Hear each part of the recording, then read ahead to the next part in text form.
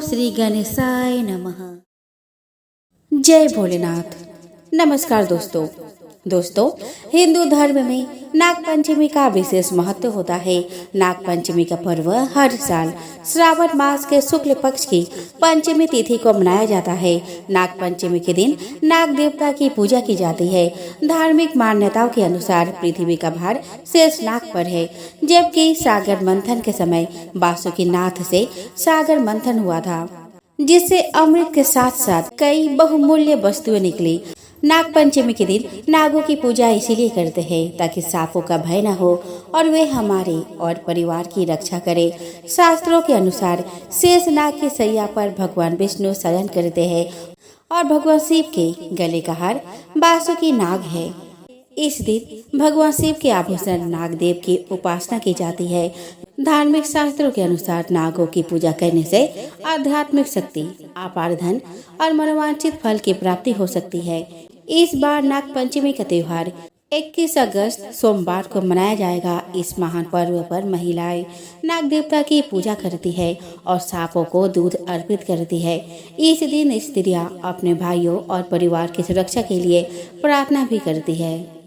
21 अगस्त दिन सोमवार को नाग पंचमी की पूजा के लिए पूरे दिन भर शुभ मुहूर्त है। उस दिन आप नाग पंचमी की पूजा पूरे दिन कर सकते हैं। सांपों से स्वयं की और परिवार की रक्षा करने के लिए नाग पंचमी पर नागों की पूजा की जाती है। यदि किसी की कुंडली में काल सर्प दोष हो तो भी नाग पंचमी पर पूजा करने से लाभ मिलता है। उज्जैन का नागचंद्रेश्वर मंदिर साल में सिर्फ एक बार नाग पंचमी के दिन ही खुलता है। इस दिन यहाँ पूजा और दर्शन करने से काल सर्प दोष शांत हो जाता है। नाग पंचमी के दिन इस मंदिर में भक्तों की काफी भीड़ होती है। आइए दोस्तों, अब देखते हैं नाग पंचमी की पूजा विधि के बारे में। तो दोस्तों, इस दिन गृह द्वार के दोनों तरफ नाग का चित्र बनाकर या गोबर से सर्प आकृति बनाकर घी, दूध एवं जल से तर्पण करें। इसके साथ ही दही दूर्वा, धूप, दीप, पूजा, माला आदि से विधि पूर्वक पूजन करें। इसके बाद गेहूँ, दूध, धान के लावा का भोग लगाना चाहिए। इससे पदम तक्षक नागगण संतुष्ट होते हैं। चलिए दोस्तों, अब हम श्रवण करते हैं नाग पंचमी की पौराणिक कथा। प्राचीन काल में एक सेठ जी के 7 पुत्र थे। 7 के विवाह हो चुके थे। सबसे छोटे पुत्र की पत्नी श्रेष्ठ चरित्र की, विदुषी और सुशील थी, परंतु उसके भाई नहीं था। एक दिन बड़ी बहू ने घर लिपने को पीली मिट्टी लाने के लिए सभी बहुओं को साथ चलने को कहा, तो सभी ने डलिया और खुरपी लेकर मिट्टी खोदने लगे। तभी वहाँ एक सर्प निकला, जिसे बड़ी बहू खुरपी से मारने लगी।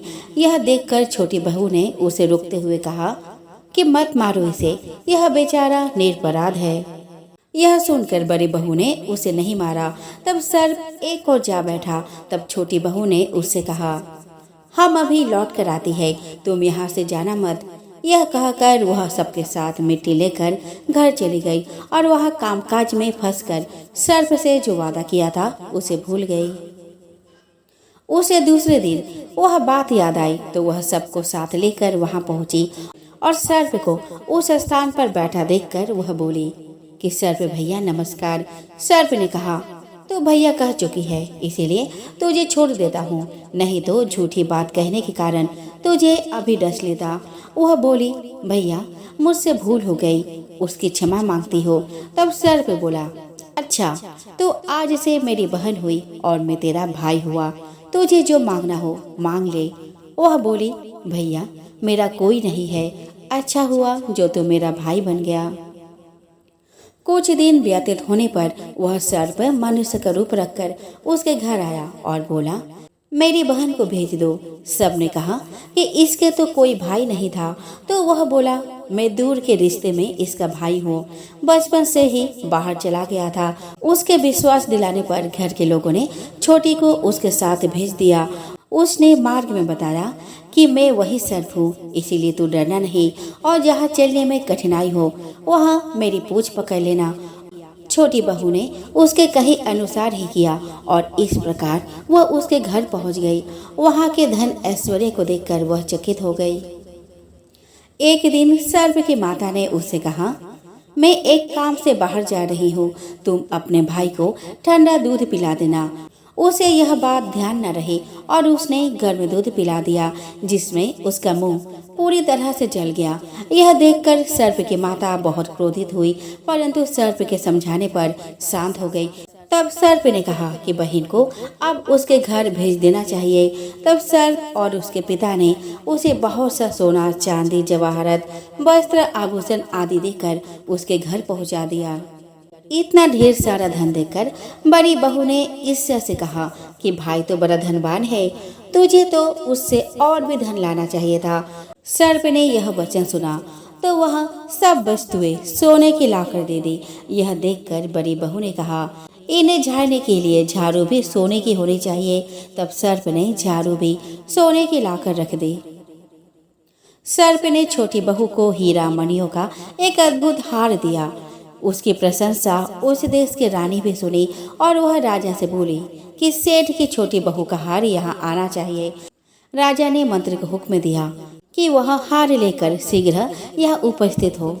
मंत्री ने सेठ जी से जाकर कहा कि महारानी जी छोटी बहू का हार पहनेगी, वह उससे लेकर मुझे दे दो। सेठ जी ने डर के कारण छोटी बहू से हार मंगा कर दे दिया। छोटी बहू को यह बात बहुत बुरी लगी। उसने अपने सर्प भाई को याद किया और आने पर वह प्रार्थना की, भैया रानी ने हार छीन लिया है, तुम कुछ ऐसा करो कि जब वह हार उसके गले में रहे तब तक के लिए सर्प बन जाए और जब वह मुझे लौटा दे तब हीरो और मणियों का हो जाए। सर्प ने ठीक वैसा ही किया। जैसे ही रानी ने हार पहना वैसे ही वह सर्प बन गया। यह देखकर रानी चीख पड़ी और रोने लगी। यह देखकर राजा ने सेठ के पास खबर भेजी कि छोटी बहू को तुरंत भेजो। सेठ जी डर गए कि राजा ना जाने क्या करेगा। वे स्वयं छोटी बहू को साथ लेकर उपस्थित हुए। राजा ने छोटी बहू से पूछा, तूने क्या जादू किया है? मैं तुझे दंड दूंगा। छोटी बहू बोली कि राजन, धृष्टता क्षमा कीजिए, यह हार ही ऐसा है। मेरे गले में हीरो और मणियों का रहता है और दूसरे के गले में सर्प बन जाता है। यह देखकर राजा को उसकी बात का विश्वास हो गया और उसने प्रसन्न होकर उसे ढेर सारा मुद्राएं और पुरस्कार भी दी। छोटी बहू वह हार और उन पुरस्कारों को लेकर घर लौट आई। उसके धन को देखकर बड़ी बहू ईर्ष्या के कारण उसके पति को सिखाया कि छोटी बहू के पास कहीं से धन आ रहा है। यह सुनकर उसके पति ने अपने पत्नी को बुलाकर कहा कि ठीक ठीक बता कि यह धन तुझे कौन देता है। तब वह सर्प को याद करने लगी। तब उसी समय सर्प ने प्रकट होकर कहा कि यदि मेरे धर्म बहन के आचरण पर संदेह प्रकट करेगा तो मैं उसे खा लूंगा। यह सुनकर छोटी बहू का पति बहुत प्रसन्न हुआ और उसने सर्प देवता का बड़ा सत्कार किया। उसी दिन से नाग पंचमी का त्योहार मनाया जाता है और स्त्रियां सर्प को भाई मानकर उसकी पूजा करती है। चलिए दोस्तों, अब हम श्रवण करते हैं बेहुला और लखनदर की सच्ची कहानी, जिसमें बेहुला ने अपने कठोर तपस्या से अपने पति को जीवित कर दिखाया था। आंध्र प्रदेश में चंद्रधर सौदागर रहते थे। वह चंपानगर के एक बड़े व्यवसायी थे। वे एक परम शिव भक्त भी थे। बिसहरी, जो भगवान शिव की पुत्री कही जाती है, उन्होंने चंद्रधर पर दबाव बनाया कि वे शिव की पूजा ना करें बल्कि उसकी पूजा करें, लेकिन चंद्रधर राजी नहीं हुए। इसके बाद आक्रोशित बिसहरी ने सौदागर के पूरे परिवार को खत्म करना शुरू कर दिया। सौदागर के छोटे बेटे, जिनका नाम लखेंद्र था, उनकी शादी बेहुला से हुई थी। उसके प्राण की रक्षा के लिए सौदागर ने लोहे बांस से एक घर बनाया ताकि उसमें एक भी छिद्र ना रहे। बिसहरी ने उसमें भी प्रवेश कर लखेंद्र को डस लिया। सती हुई बेहुला अपने पति के शव को केले के थंभ में बने हुए नाव में लेकर गंगा के रास्ते स्वर्गलोक तक चली गई। इसके बाद वह पति का प्राण वापस लेकर लौटी। सौदागर भी बिसहरी की पूजा के लिए राजी हुए, लेकिन बाएं हाथ से। तब से आज तक बिसहरी पूजा में बाएं हाथ से ही पूजा होती है। सौदागर के बेटे के लिए बनाया हुआ जो घर था वो आज भी चंपानगर में स्थित है। बाला लखेंद्र के पिता व सती बेहुला के ससुर चंद्रधर सौदागर भगवान भोलेनाथ के बात सुनकर मनसा देवी को पूजा देने को राजी हुए। चंद्रधर ने पूजन के लिए कलश स्थापित किया। इस दौरान स्वर्गलोक में जया बेसरी, दूतीला बेसरी, पद्मा कुमारी, आदिक सुमिन व मैना बेसरी वहां पहुंच गई। कलश पर पांचों बहन बेसरी कलश पर विराजमान हो गई। कुम्हार देवानंद ने बताया कि इसीलिए प्रतीक के रूप में कलश पर पांचों बहन बेसरी की आकृति बनाई जाती है। चंद्रधर सौदागर द्वारा पूजन की परंपरा आज भी जारी है। एक बार देवताओं और राक्षसों ने मिलकर समुद्र मंथन किया। उस मंथन से एक दिव्य श्वेत अश्व प्रकट हुआ। उसे देखकर नागमाता कद्रू ने अपने सौतन विनिदा से कहा कि यह घोड़ा सफेद रंग का है और इसके बाल काले हैं। लेकिन विनिदा कद्रू को पसंद नहीं करती थी। उसने कहा कि यह घोड़ा ना तो श्वेत है और ना ही लाल और ना ही काला। दोनों में शर्त लग गई। तब कद्रू ने चाल चलते हुए अपने सभी नागपुत्रों से कहा कि वे अपना आकार छोटे करके घोड़े से लिपट जाए ताकि यह काला नजर आने लगे। कद्रू के कुछ पुत्रों ने बात मान ली, लेकिन कुछ ने मानने से इनकार कर दिया। तब कद्रू ने अपने इन पुत्र को पांडवों के वंश में उत्पन्न होने वाले राजा जन्मेजय के यज्ञ में भस्म हो जाने का श्राप दे डाला। शर्त हारने के कारण विनिदा कद्रू की दासी बन गई। शापित नाग जब ब्रह्मा जी के शरण में पहुंचे तब उन्होंने कहा कि तुम चिंता मत करो, मैं तुम्हें इस श्राप से मुक्त होने का रास्ता बताऊंगा। ब्रह्मा जी ने उन्हें बताया कि जब नागवंश में महात्मा जदत्कारु के पुत्र आस्तिक होंगे, वह आप सभी की रक्षा करेंगे। जिस दिन ब्रह्मा जी ने नागों को रक्षा का उपाय बताया था वह पंचमी तिथि थी। आस्तिक मुनि ने सावन के पंचमी को ही नागों को यज्ञ में जलने से बचाया और इनके ऊपर दूध डालकर जलते हुए शरीर को शीतलता प्रदान की। तब से पंचमी तिथि नागों की प्रिय बन गई। नागों ने आस्तिक मुनि से कहा कि पंचमी को जो भी मेरी पूजा करेगा उसे नागदंश का भय नहीं रहेगा। तब से पंचमी तिथि के दिन नागों की पूजा की जाती है और उन्हें दूध पिलाया जाता है। पांडवों के स्वर्गारोहण के बाद अभिमन्यु के पुत्र परीक्षित ने शासन किया। उसके राज्य में सभी सुखी और संपन्न थे। एक बार राजा परीक्षित शिकार खेलते खेलते बहुत दूर निकल गए। उन्हें प्यास लगी तो वे वन में स्थित एक आश्रम में गए। वहां उन्हें मौन अवस्था में बैठे शमीक नाम के ऋषि दिखाई दिए।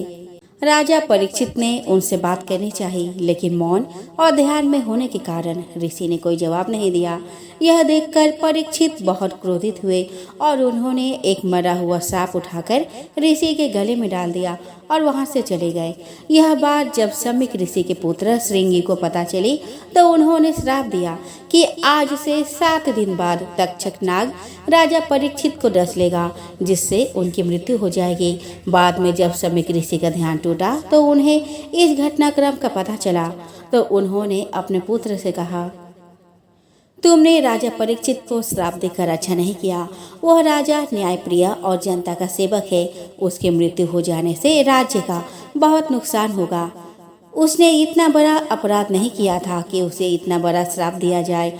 शमीक को बहुत पश्चाताप हुआ, परंतु श्राप को वापस नहीं लिया जा सकता था। ऋषि शमीक तुरंत ही राजमहल जाकर राजा परीक्षित को यह बात बताते हैं कि मेरे पुत्र ने भावना में बहकर तुम्हें श्राप दे दिया है। इसमें तुम्हारा दोष नहीं, दोष तो समय का है। इसीलिए हमारे मन में यह सोचकर पीड़ा हो रही है कि जिसका दोष है उसे दंड नहीं मिलेगा, लेकिन तुम्हें मिलेगा।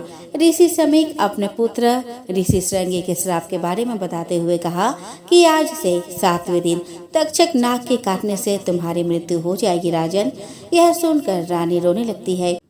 शमीक ऋषि कहते हैं कि विधि के धनुष से दुर्भाग्य का यह बार निकल चुका है, वह वापस नहीं आएगा। मैं यही बताने आया हूँ कि अब तुम्हारे पास जितना समय बचा है उसका उपयोग करो। अपने गुरुजनों से परामर्श करो जिससे वह तुम्हें सन्मार्ग दिखाए। राजन, भगवान तुम्हारी आत्मा को शांति दे। तब राजा परीक्षित रात्रि में ही अपने गुरु के पास पहुंचते हैं और अपनी व्यथा बताकर कहते हैं कि मैं 7 दिन में ऐसा क्या करूं कि मेरा परलोक सुधर जाए। तब गुरु कहते हैं कि भक्ति करो। जो फल योग, तपस्या और समाधि से नहीं मिलता, कल युग में वह फल श्री हरि कीर्तन अर्थात श्री कृष्ण लीला का गान करने से सहज मिल जाता है। इसीलिए तुम श्रीमद् भागवत कथा का श्रवण और कीर्तन करो। इसमें श्री कृष्ण के दिव्य लीलाओं का पवित्र वर्णन है। उसी के श्रवण से उत्पन्न हुए भक्ति ही तुम्हारे मोक्ष का कारण होगी। तुम वेद व्यास के पुत्र सुखदेव जी के पास जाओ, वे तुम्हें यह कथा सुनाएंगे। तब राजा परीक्षित बालक सुखदेव के पास जाकर उनके चरणों को धोकर उनसे श्रीमद् भागवत कथा सुनते हैं। इसके बाद 7वें दिन तक्षक नाग राजा परीक्षित को डस लेता है। राजा परीक्षित की मृत्यु का कारण जब उनके पुत्र जन्मेजय को पता चला तो उन्होंने संकल्प लिया कि मैं एक ऐसा यज्ञ करूंगा जिसके चलते सभी नाग जाति का समूल नाश हो जाएगा। जन्मेजय के यज्ञ के चलते एक एक करके सभी नाग यज्ञ की शक्ति से खिंचाकर उसमें भस्म होते जा रहे थे। जब लाखों सर्प यज्ञ की अग्नि में गिरने प्रारंभ हो गए तब भयभीत तक्षक ने इंद्र की शरण ली। वह इंद्रपुरी में रहने लगा। वासुकी के प्रेरणा से एक ब्राह्मण आस्तिक परीक्षित के यज्ञ स्थल पर पहुंचा और यजमान तथा ऋत्विजों की स्तुति करने लगा। उधर जब ऋत्विजों ने तक्षक का नाम लेकर आहुति डालने प्रारंभ की तब मजबूरी में इंद्र ने तक्षक को अपने उत्तरीय में छिपाकर वहां लाना पड़ा। वहां वे तक्षक को अकेला छोड़कर अपने महल लौट गए। ऐसे समय माता मनसा देवी के पुत्र विद्वान बालक आस्तिक से प्रसन्न होकर जन्मेजय ने उसे एक वरदान देने की इच्छा प्रकट की तो उसने वरदान में यज्ञ की तुरंत समाप्ति का वर मांगा। बस इसी कारण तक्षक भी बच गया, क्योंकि उसके नाम के आह्वान के समय वह बस अग्नि में गिरने ही जा रहा था और यज्ञ समाप्ति की घोषणा कर दी गई।